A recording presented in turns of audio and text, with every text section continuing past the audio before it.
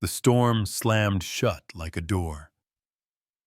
When Elias left the weather station on the Icelandic highlands, snow was only freckling the windscreen of the world. He'd timed it with the neatness of a scientist, 40 minutes out, to reset a pressure buoy 40 minutes back, just before dark. 15 minutes later, the horizon dissolved into a white wall, and the wind learned his name. His headlamp carved a tunnel that collapsed as quickly as it opened. The compass jittered like a heart on too much caffeine. Every breath scraped his throat raw. Ice threaded itself through the seams of his jacket, as if the cold were a living thing set on finding a keyhole. He counted his steps, 5s, then 10s, then he lost count, and listened to the mathematics of panic begin to add up. Here were the numbers he trusted: barometric pressure, dipping gusts near 60 knots, visibility under 5 meters. And then there was a sound that didn't belong to numbers at all, a faint chime delicate as a droplet striking glass. Wind can make any noise if it finds the right edge, he told himself. Still, the chime persisted, one then another, like a breadcrumb trail of silver notes scattered through the gale. A darker smear swam up inside the drift. He was close enough to smell smoke when his boots hit a low fence he hadn't seen.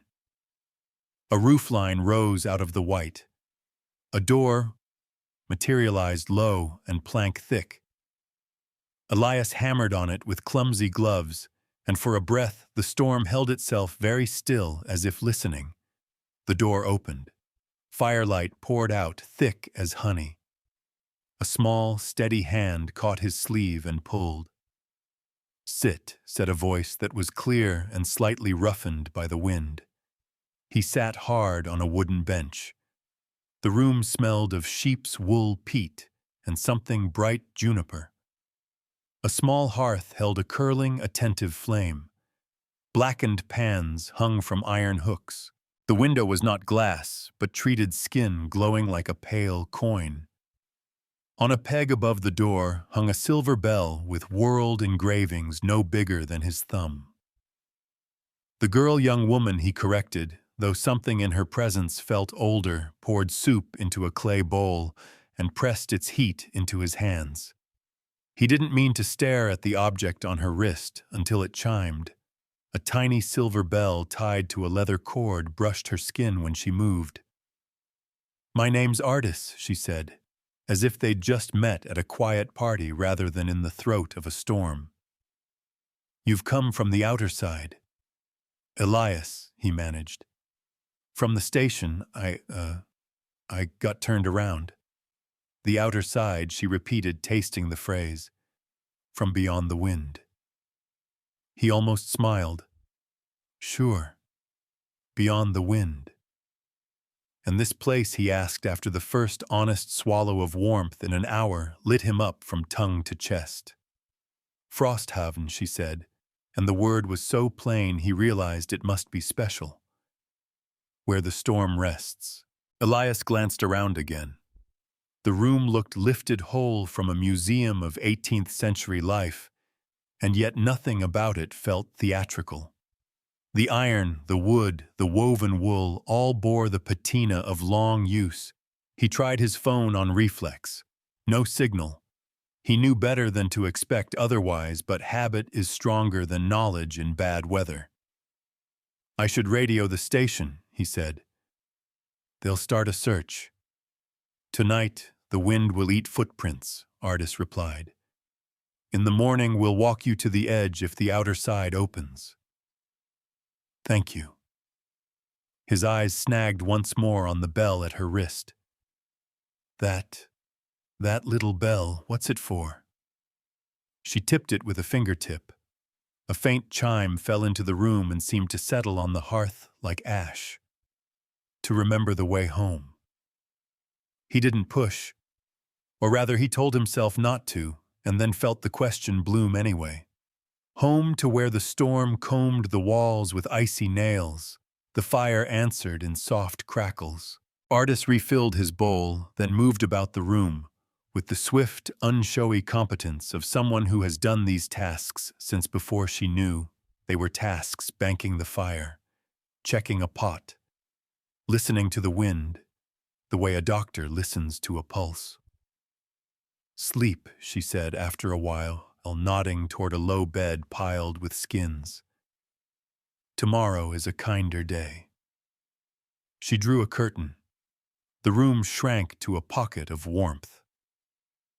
Elias lay down, boots off, jacket unzipped, and told himself he would only close his eyes for a moment. The storm's roar gentled to a long, breathing hush. Somewhere on the far edge of waking, a bell chimed once, and then the sound took his hand and led him down. Morning was not exactly sunny. It was simply less dark. Elias pushed aside a curtain of sheepskin and found the storm had loosened its grip. The air outside was still white, but it was a softer white, drifting instead of clawing. Frosthavn lay before him, 24 turf-roofed houses, half swallowed by snow, a small timber church, whose steeple leaned like it had been listening for a long time, a frozen well, a corral for sheep. Smoke curled from chimneys in narrow, cautious ribbons. People moved quietly between the houses. Their clothes were wool and leather patterned with simple bands of color. Nobody carried a phone or a watch. Some carried baskets, others pails, and all moved with a rhythm that seemed older than roads. Ardis appeared at his side, her boots soundless in the snow. "You're awake," she said, like it was an achievement. "I didn't mean to sleep that long," Elias admitted. "Your insulation works." She smiled faintly. "The wind left you alone. That is rare." They walked toward the center of the village, passing children whose laughter was almost weightless. One boy darted close, looked up at Elias with pale, curious eyes, then dashed away. Elias glanced back and frowned. "No footprints," he said. "What?" That boy Elias pointed at the smooth snow. "He just ran across there. But nothing's disturbed." Ardis's expression didn't change. "The wind covers what it wants covered." Elias didn't press. Not yet. An old man approached them, walking with the steady confidence of someone who had never been lost. His beard was white and full, his coat made of heavy seal fur. "I am Jorund," he said, voice deep as the sea under ice. "You are welcome to stay until the wind permits otherwise." Elias explained briefly what he was doing out here, tracking atmospheric shifts, measuring pressure systems, mapping storm cycles. Jorund listened with the patience of a man measuring a tide. "The wind's temper has changed," the old man said. "It comes before it should. The fish swim wrong. The birds circle until they fall." "That's climate change," Elias replied automatically. "The atmosphere is warming, shifting patterns." "Maybe," Jorund said, "or maybe the wind has decided to tell the truth, and people have forgotten how to listen." They reached the church at the heart of the village. Its door was marked with swirling carvings that reminded Elias of cloud formations seen from above. Inside, the air was cooler, sharper. At the far end hung a large silver bell, pale with frost. Every step Elias took toward it made the bell seem older, heavier, though it didn't move at all. He realized then that Ardis's wrist bell was carved in the same pattern. She caught him looking. "Every family here has one. If you go too far, you ring it, and it shows you the way back."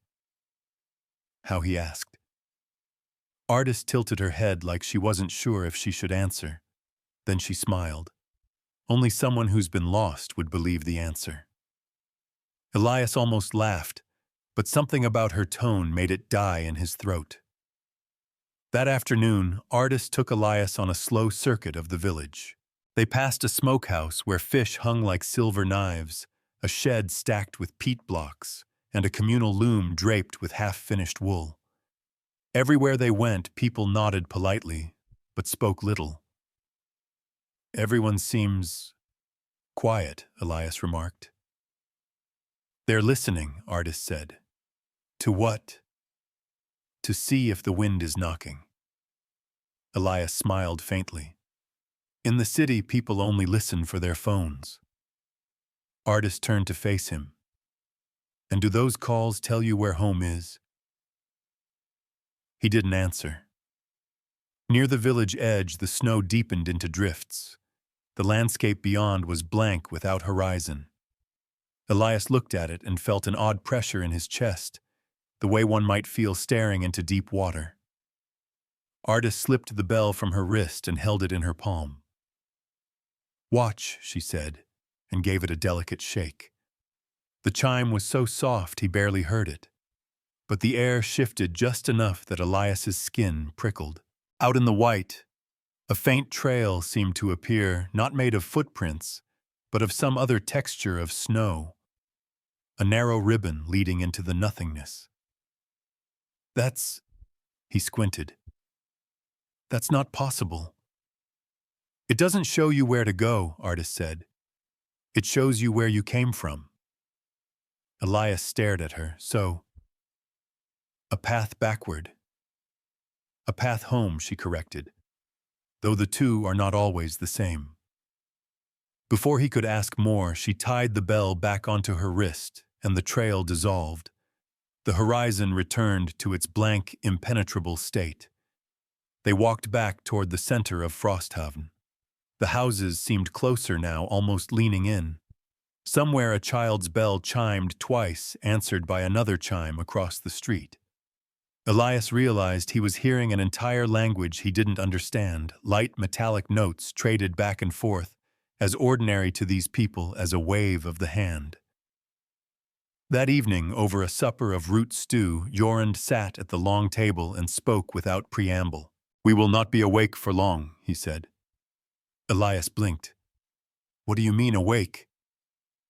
The old man's eyes reflected the firelight like dark water.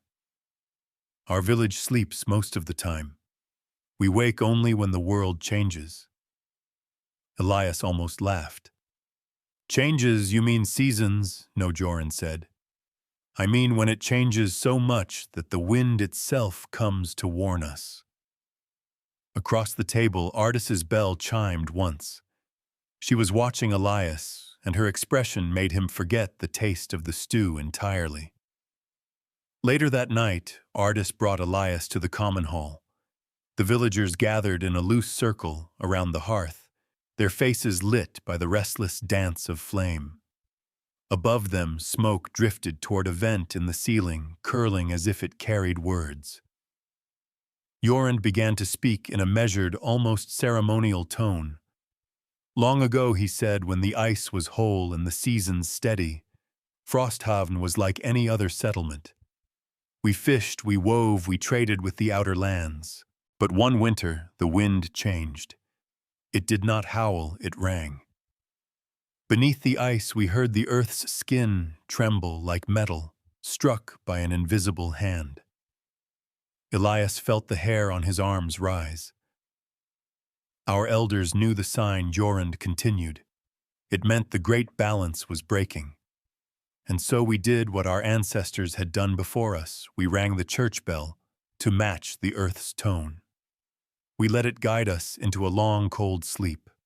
The snow covered our roofs, the ice sealed our doors. We waited not for seasons, but for signs." He swept his gaze over the room. "When the wind knocks again, we wake for a few days, sometimes only hours. Long enough to see what has changed, to know if the danger has grown. Then we sleep again, so the change does not claim us." Elias realized his hands had tightened on the arms of his chair. "And this time, what brought you back?" The fire cracked sharply. Jorund's eyes slid to Artis. "She hears the wind most clearly." Artis's voice was soft, but carried across the hall. "It's not just the old sense of salt and ash. This wind smells of burning wires of plastic softened by heat. It carries the breath of too many lungs and the crack of ice that should never break. The balance is not tipping, it is falling. The murmurs around the circle were like snow shifting on a roof." Elias looked at her wrist, at the small silver bell. And the bells, they're how you find your way back to the village. They are how we remember, Artist said. But memory is heavier than snow. You have to choose what you carry. She was still looking at him when she said it, and Elias had the strange feeling she wasn't speaking only about herself. That night, Elias couldn't sleep. The fire in Artis's hearth had died to embers, and the only sound was the slow, steady pulse of wind pressing against the walls. He stared at the ceiling beams, replaying Joran's story the way the villagers listened to every gust as if it were a voice. He got up quietly, boots in hand, and stepped outside. The village was still roofs silvered with moonlight.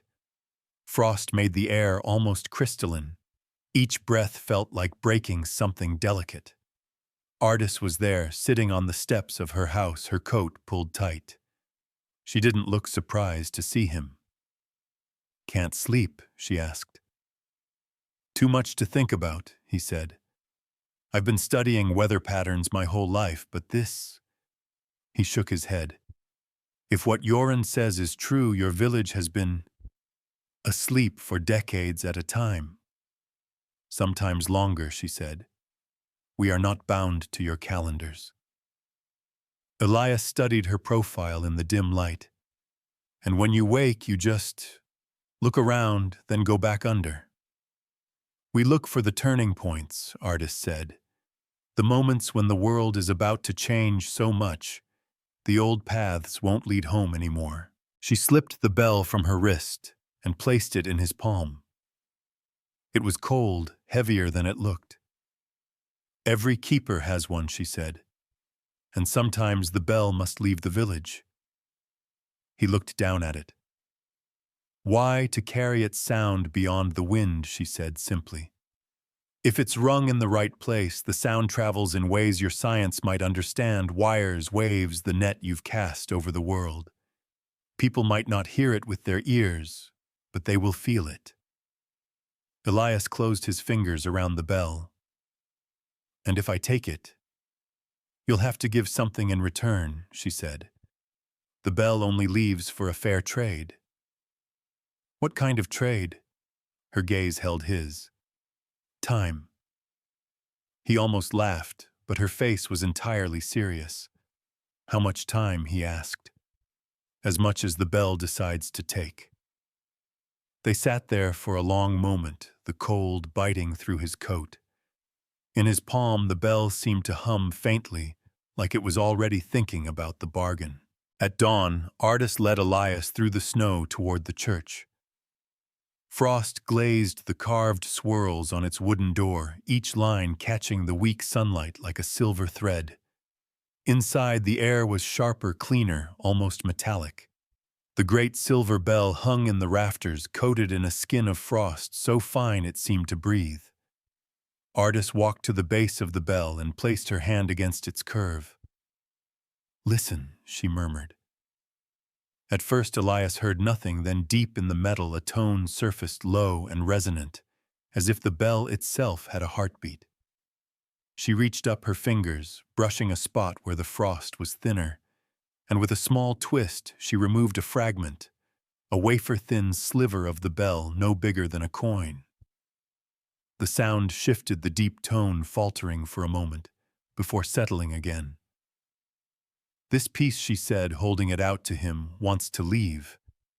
You take it to the outer side and ring it in a place the wind cannot reclaim, high ground, open sky. If you do, its voice will travel far." Elias took the fragment. It was cool, but instead of leaching warmth from his skin, it seemed to press a faint warmth back into him, like an echo. "And the price?" he asked quietly. Artis fastened her own bell back to her wrist.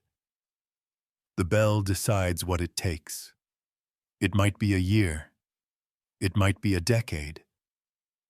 You will not know until it is gone." He looked at her for a long moment. "And if I say no?" She smiled, not unkindly. "Then you go home the way you came and the world turns without the sound." The fragment rested in his palm, heavier than its size allowed. like a decision that had already been made. They left the village that evening, walking toward the place where the snow became a wall of white emptiness. There was no road, no landmark, only a shifting horizon that seemed to inhale and exhale. Ardis's bell chimed softly, and with each note the blank air ahead thinned into a narrow path. At the boundary, she stopped. "This is as far as I can go," she said. Elias studied her face, committing every detail to memory. "When I come back," she shook her head. "If the wind takes my memory, you'll be a stranger. You'll have to tell me the story again." "Then I'll start from the beginning," he said. Ardis stepped closer, pressing her forehead lightly to his. The scent of wool and wood smoke clung to her. "Don't ring it unless you mean for the world to listen." He nodded. "I'll make it count." She stepped back and lifted her wrist. The bell rang without her touching it.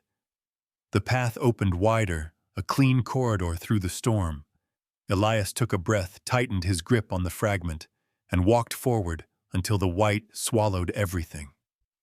When the wind fell away, he was standing on the rim of a dormant volcano, the sky stretched wide above him. In the distance, the antenna of the weather station pierced the clouds. The world looked ordinary again, too ordinary. Elias drew the fragment from his pocket. It pulsed faintly in his hand. Elias stepped to the very edge of the crater.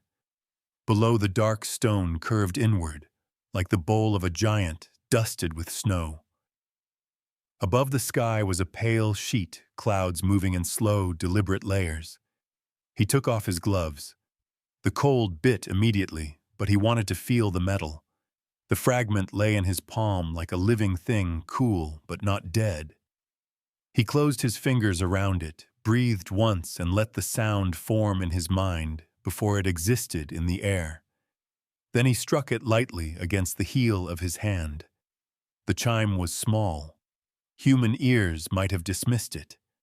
But the air seemed to carry it farther than physics should allow, into the rock beneath his boots, into the wind sweeping the crater, into whatever invisible lattice of wires, waves, and signals now wrapped the globe. Somewhere Elias imagined a scientist's weather model would flicker with an anomaly. Somewhere else a satellite would register a brief inexplicable pulse. And somewhere far from here, a person would pause mid-step, mid-sentence, mid-life, feeling a sudden, unplaceable urgency. When the sound faded, Elias stood very still. Something inside him felt lighter. Not relieved, but emptied. He knew without knowing how that the bell had taken its price. A measure of his time was gone, though he couldn't yet see where the absence lay. The wind shifted, carrying with it the faintest echo of another bell, the one still in Ardis's keeping. Elias smiled into the cold. "Message delivered," he said quietly, and turned toward the weather station in the distance. In the weeks that followed, life in the outer side resumed its shape, but not quite as before. At the weather station, Elias pored over incoming data. Subtle changes emerged in global wind models, tiny alignments where none should exist. Reports trickled in from researchers he'd never met, unexplained signal noise in deep-sea sensors, synchronous anomalies in climate monitoring buoys, erratic readings from remote Arctic stations. No one traced them to a single source. But Elias recognized the pattern not in the numbers themselves, but in the rhythm. The fragment's chime had left a fingerprint on the world. Beyond the data, stranger ripples appeared. A city council in a coastal town abruptly canceled a waterfront development to restore wetlands instead. A shipping company announced an unexpected shift to wind-assisted routes.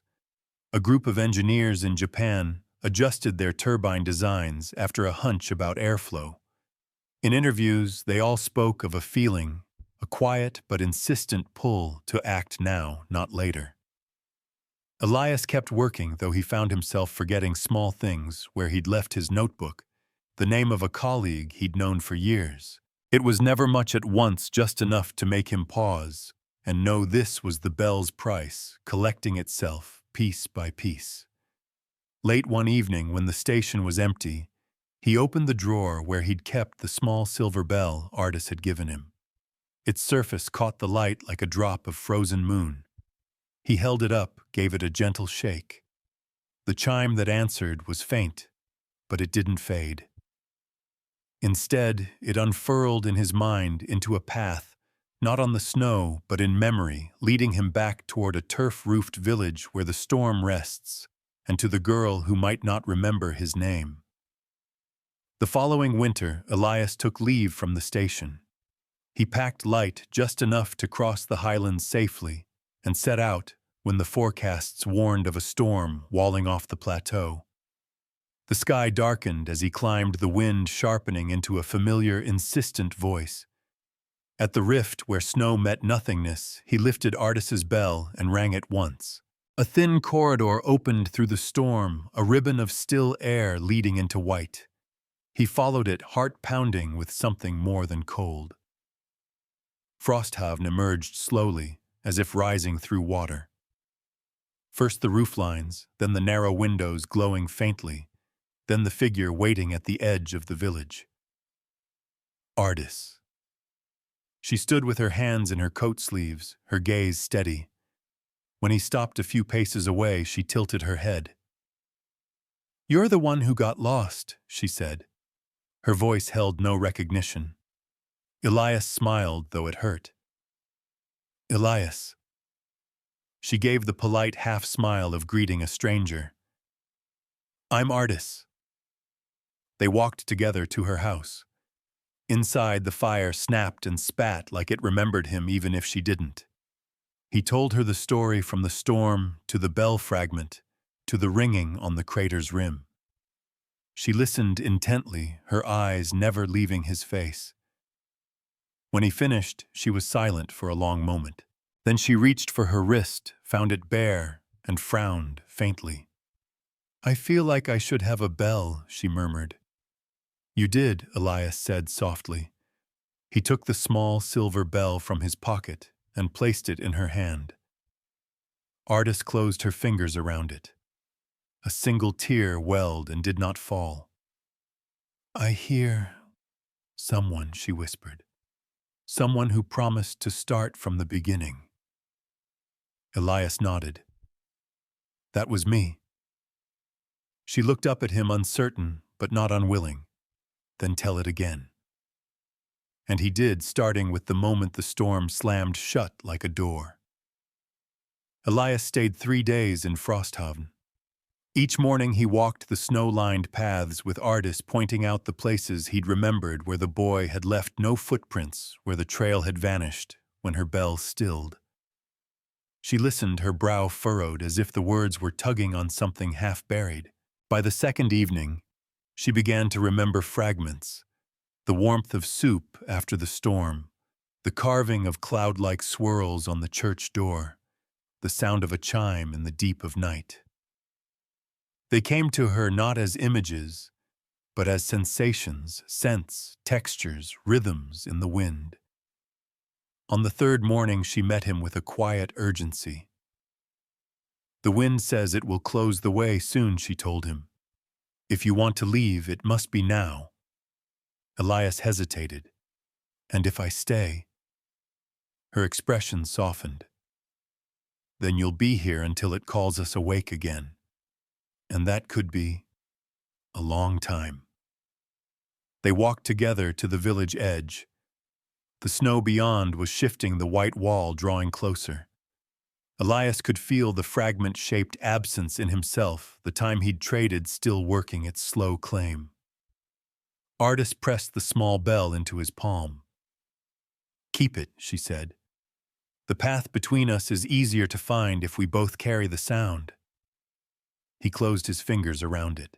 "You'll remember me next time." She gave a small, wry smile. "If not, you'll just have to tell me again."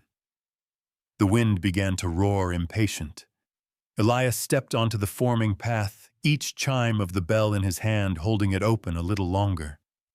When he looked back, Ardis was still there, her coat and hair whipping in the gale, the faintest echo of the bell on her wrist answering his. And then the white folded shut. Back in the outer side, the seasons turned. Elias returned to his work, though it was different now, less about predicting weather, more about listening for patterns no algorithm could explain. He noticed how small shifts in wind readings aligned with decisions happening thousands of miles away. A conservation bill passed, a factory project quietly canceled, a fleet rerouted to avoid fragile waters. He never claimed credit. The bell's chime was not a thing to own. But each year, when the storms grew restless, Elias felt a pull. Sometimes he followed it and found Frosthavn waiting. Sometimes the path stayed shut, the wind's voice absent. In those years, he worked from memory, letting its rhythm guide him. As time collected its price gray at his temples, the occasional gap in his recall, he began training a younger researcher, a woman named Mara. She had the same restless curiosity he once carried, and she could hear subtle shifts in data as if they were music. One evening, when the wind outside the station started to sing against the glass, he handed her the small silver bell. "What's this?" she asked. "A way to find your way back," Elias said. "If you ever get lost in a storm, ring it. And if you meet a village where the snow leaves no footprints, tell them Elias sent you." Mara turned the bell in her hand, listening to the faint chime. "And if they ask what I'm supposed to do?" He smiled. "Start from the beginning." Outside, the wind rose, carrying the sound away into the dark.